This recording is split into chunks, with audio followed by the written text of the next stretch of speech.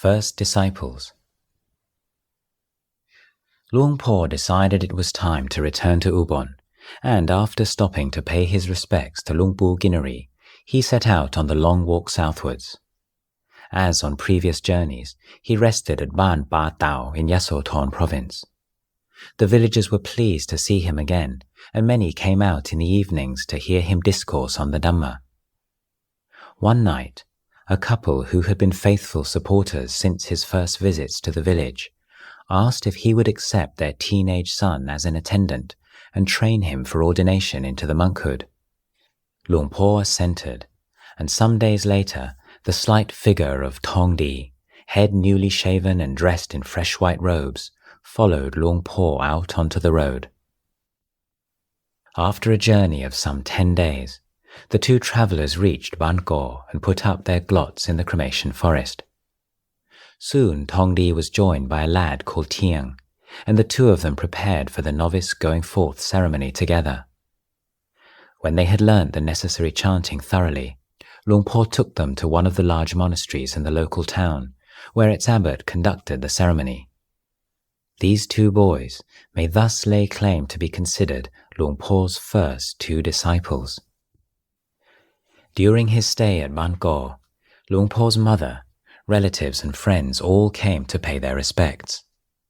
There would be a group of women following him back after alms round, bringing side dishes in the pinto food carriers, hanging from poles on their bony shoulders.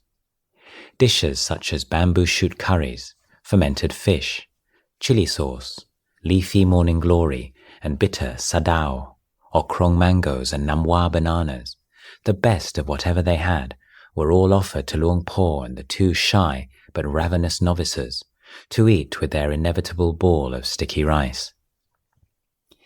Then, in the evenings, after their dinner, the village women would come again, accompanied by their men this time, all back from the fields and rested. Luang Por had not been home for a long time, and everyone was keen to see him, some perhaps as much to hear of his adventures in distant parts as to listen to Dhamma. This was the pre-television age, when oral traditions were still strong, and Luang Por was a compelling speaker who could cast a spell on his listeners with the sheer power and flow of his words, similes and anecdotes. It would be late at night before the villagers returned to their homes, still basking in the afterglow of his oratory, and Luang Por was, in a sense, on a mission. He was intent on persuading his mother to keep the 5 precepts strictly.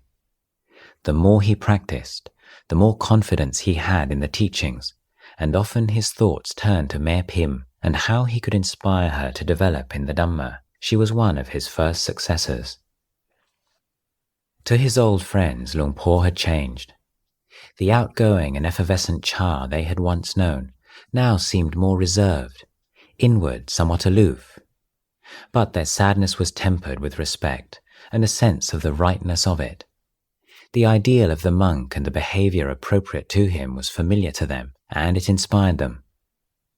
After 15 days, Luang Por and the novice Tongdee set off walking southwards towards the district of Kantaralak, leaving novice Tiang at Wat Ban Go. They put up their glots in a large, unspoilt forest outside the village of Suan Kloi. It was a fine place to practice. Lay support was strong, and Luang Por decided to stay for the rain's retreat.